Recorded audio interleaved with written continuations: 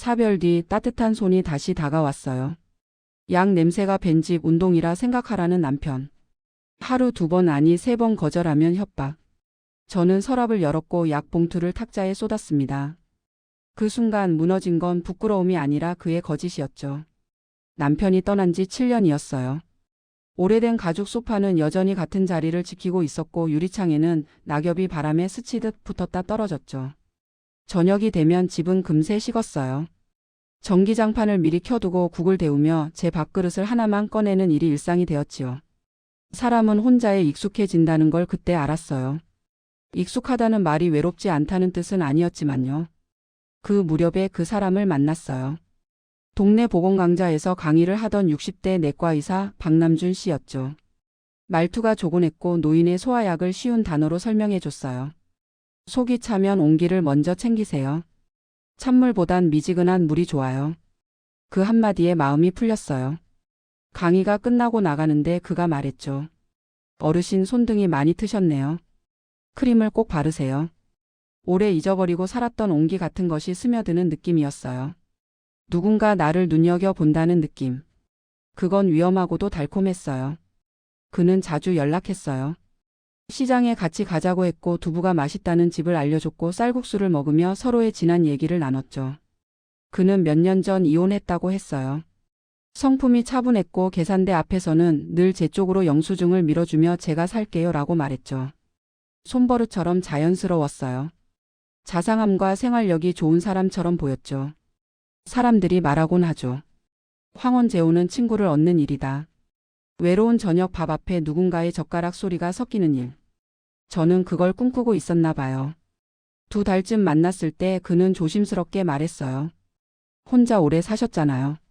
제가 옆에 있으면 든든할 겁니다. 그 말에 마음이 크게 흔들렸어요. 저는 결심했죠. 그래요.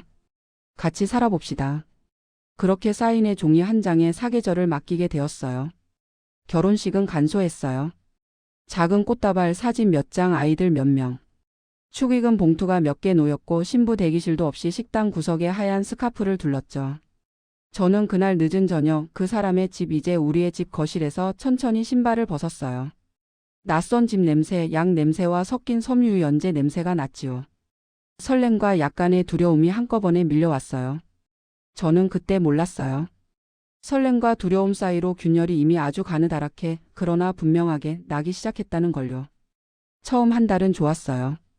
그는 아침마다 죽을 끓였고 병원에서 남는 과일을 들고 왔어요. 그런데 밤이 되면 그의 얼굴이 낯설어지기 시작했지요. 부부가 되었는데 자연스러운 거죠. 그는 하루에 2번 때로는 3번을 요구했어요. 저는 갸웃했죠. 이 나이에 무리 아닐까요? 그는 웃었어요. 의사라서 알아요. 건강하니까 가능한 거예요. 운동이라 생각하세요. 처음엔 애써 넘겼어요. 부부니까. 그러다 몸살이 왔어요. 허리가 쑤셨고 무릎이 시큰거렸어요. 오늘은 좀 그랬더니 그의 눈빛이 살짝 얼어붙었지요. 그럼 나는 어디 가서 정을 나눠야 하죠? 그는 낮은 목소리로 말했어요. 협박 같았죠. 저는 얼어붙었어요.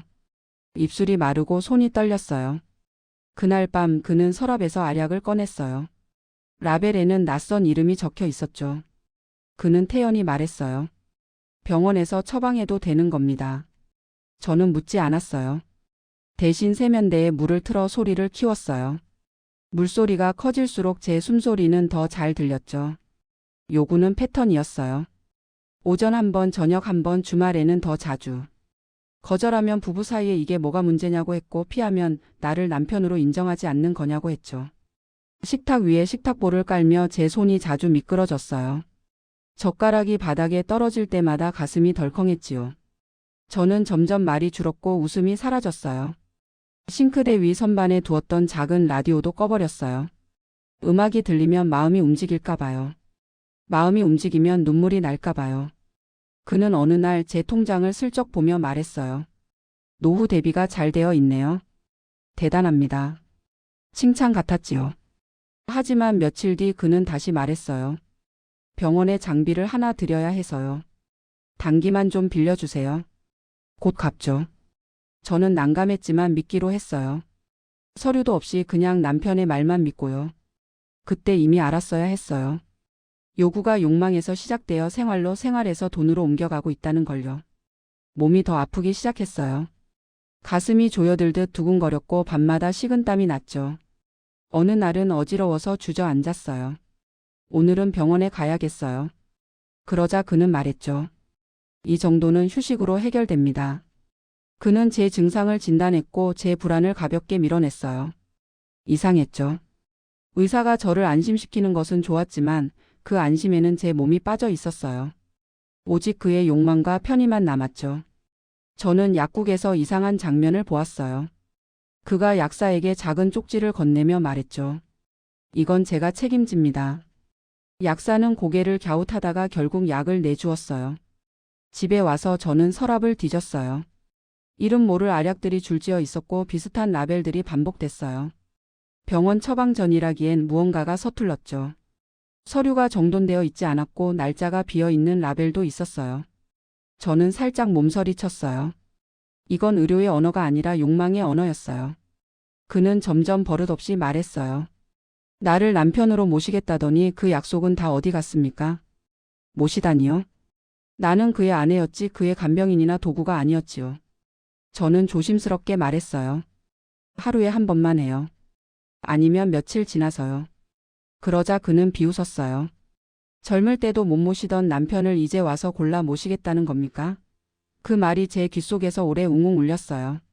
저는 밥을 태웠고 국을 넘겼고 행주를 쥔 손에 핏줄이 도드라졌죠. 밤에 불을 끄고 누우면 천장의 석고 라인이 흐릿하게 흔들렸어요. 그 흔들림이 제 마음과 똑같이 보였죠. 얼마 후 동창이 운영하는 작은 의원에 갔어요. 상담실에 앉으니 선배 간호사가 조용히 물었어요. 요즘 어떠세요? 저는 한참을 말하지 못하고 마스크 안에서 입술만 떨었어요. 그러다 겨우 말했어요. 하루에 2~3번을 요구해요. 거절하면 협박해요. 선배는 제 손을 꼭 잡았어요. 그건 폭력이에요. 몸에 동의가 없는 건 나이와 상관없이 폭력입니다. 저는 그 말을 듣는 순간 눈물이 왈칵 쏟아졌어요. 나이 들면 폭력도 조금은 덜 아플 줄 알았거든요. 하지만 아니었어요. 아픔은 나이를 세지 않더군요. 그날 집에 돌아와 저는 작은 녹음기를 샀어요. 그리고 날짜를 적기 시작했지요. 요구가 있었던 시간, 거절의 말, 그의 대답, 몸의 반응. 약봉투에 사진을 찍고 서랍 배치를 기록했어요. 행동이 느려도 기록은 서서히 쌓였어요. 모멸은 증거로 바뀌기 시작했죠. 그건 제 존엄을 건 싸움의 시작이었어요. 구청 복지관의 법률 상담 코너에 갔어요. 젊은 변호사가 조용히 제 이야기를 들었죠. 그는 메모장을 덮고 고개를 끄덕였어요. 어르신 2갈래로 보겠습니다. 첫째, 강요와 협박의 패턴. 둘째, 약물과 처방의 불법성 가능성. 그는 차근차근 말했어요. 가정 내에서도 동의 없는 강요는 위법입니다. 그리고 의사라면 약물 처방은 더 엄격해야 합니다. 저는 손을 모았어요. 제가 늙어서요, 제 잘못 같기도 해요. 그는 말했죠. 나이의 문제가 아닙니다. 동의와 존중의 문제죠. 복지관 사회복지사는 저에게 자조 모임을 소개해 줬어요. 저와 비슷한 나이의 여성들이 둥그렇게 앉아 있었어요. 누군가는 무릎 담요를 덮고 있었고 누군가는 목도리를 풀었다 묶었다 하며 떨리는 손을 감추려 했죠. 그들의 이야기는 제 이야기와 닮아 있었어요. 나는 하루 한 번도 버거웠는데 그 사람은 거절하면 밥상을 걷어찼어요. 돈, 통장, 도장까지. 저는 그날 밤 처음으로 편히 잠들었어요. 혼자가 아니구나. 그 사실 하나가 눅진한 담요처럼 등을 덮어주었어요. 다음 주 변호사와 함께 경찰서에 갔어요. 저는 녹음 파일을 하나씩 들려주었고 약 봉투에 사진을 보여줬어요. 젊은 수사관이 말했죠. 어르신 천천히 하셔도 됩니다. 그의 말투가 다정해서 또 눈물이 났어요. 그날 저는 가정폭력 경고장을 신청했고 상담소와 연계된 보호명령 안내를 받았어요. 그리고 마지막으로 사인 하나. 제 이름으로. 손이 떨렸지만 제 이름을 또렷하게 적었어요. 나는 나를 지키겠다. 그 사인이 제 마음속에 새겨졌어요. 돌아오는 길 버스 창밖으로 저녁 하늘이 길게 늘어졌어요. 해질녘의 붉은 빛이 유리창에 겹쳐졌죠. 저는 속으로 중얼거렸어요. 품위를 잃지 말자. 복수는 시원해야 하지만 마지막은 내가 원하는 사람이 되어 끝내자. 저녁 바람이 목도리 틈으로 들어왔고 서늘했지만 살아있다는 감각이 분명했어요. 그날 밤 그는 또 요구했어요. 오늘은 하루 종일 환자도 많았고 스트레스도 많았어. 알고 있지? 저는 천천히 등을 돌렸어요. 오늘은 안 됩니다. 그의 얼굴이 굳었어요. 또 시작이군. 그는 서랍을 열어 약봉투를 꺼냈죠. 저는 손을 뻗어 그 봉투를 그의 앞에서 펼쳤어요. 봉투 속 알약이 탁자 위로 쏟아졌죠. 둔탁한 소리. 깨어지는 무언가의 소리 같았어요. 저는 말했어요. 이 약 불법 처방입니다. 녹음도 했고 신고도 했어요. 그의 눈이 흔들렸어요. 당신이 감히. 그는 손을 뻗었지만 저는 한 발 물러났어요. 더 이상 제 몸을 설득하려 들지 마세요. 제 몸의 주인은 저예요. 당신의 진료 대상이 아니고 당신의 도구도 아닙니다. 저는 문패를 가리켰어요. 그가 붙여둔 가정의 평화를 위하여라는 액자였죠. 평화는 강요로 만들지 않습니다. 동의로 지키는 겁니다. 그는 허둥지둥 변명을 늘어놨죠.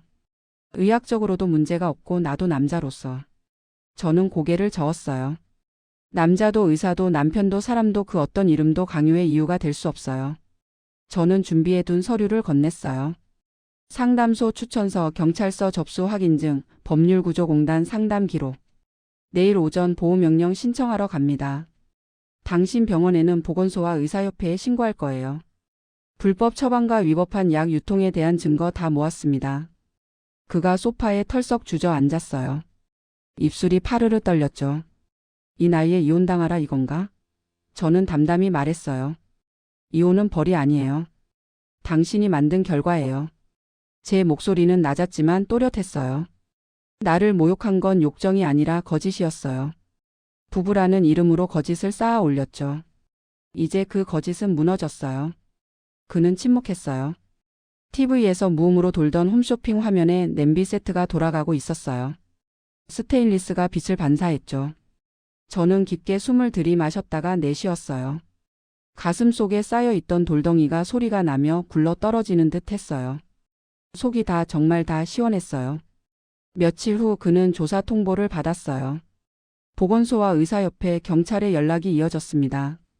병원 앞에서 그는 서류를 움켜쥔 채 한동안 걸음을 떼지 못했어요. 세상에서 가장 잘 안다고 믿었던 규정과 원칙이 자신을 향해 돌변한 순간이었겠지요. 저녁에 집으로 돌아온 그는 말했어요. 내가 그렇게 나쁜 놈이었나? 저는 대답하지 않았어요. 나쁜 놈이라는 낱말이 사람을 정의한다고 믿지 않아서요. 다만 나쁜 행동이 삶을 기운다는 것은 분명하니까요. 그는 그날 밤 제 방 앞에 서 있었어요.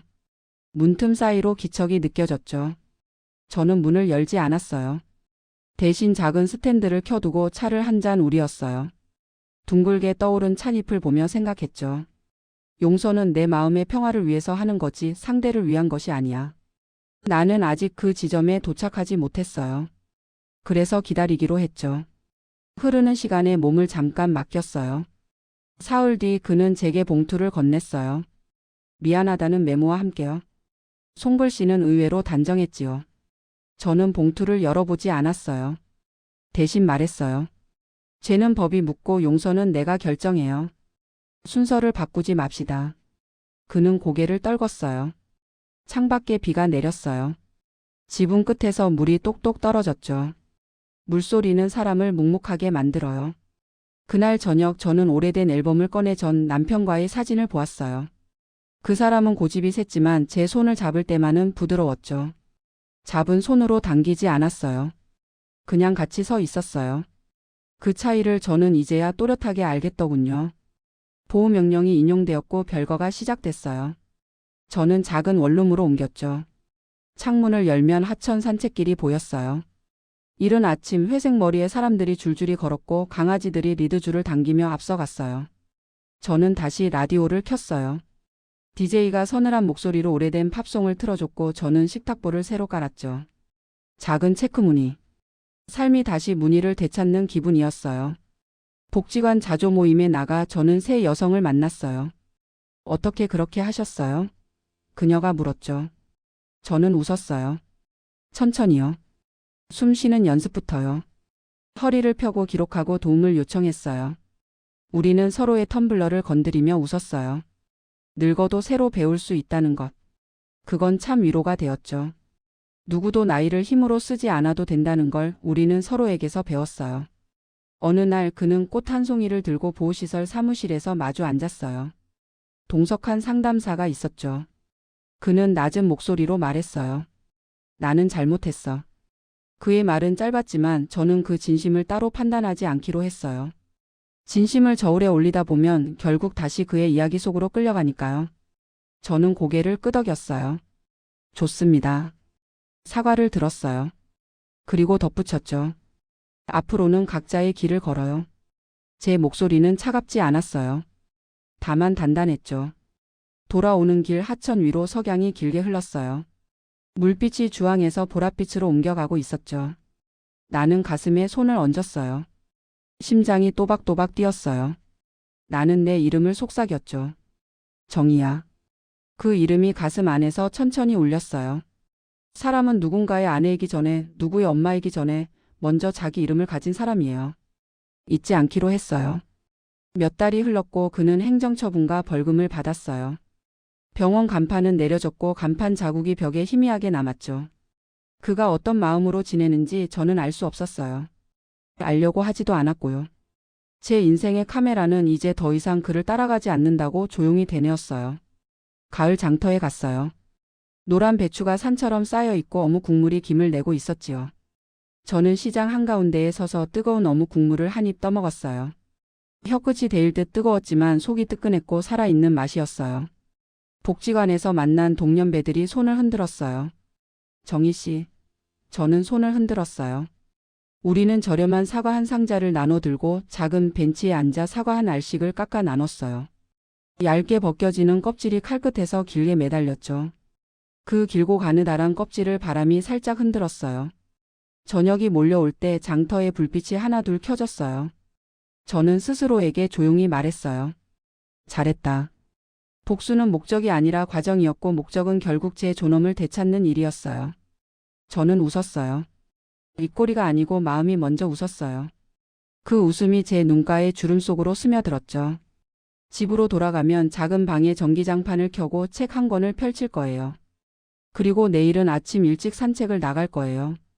누가 옆에 있든 없든 내 보폭으로 내 호흡으로. 그게 제가 지켜낸 평화니까요.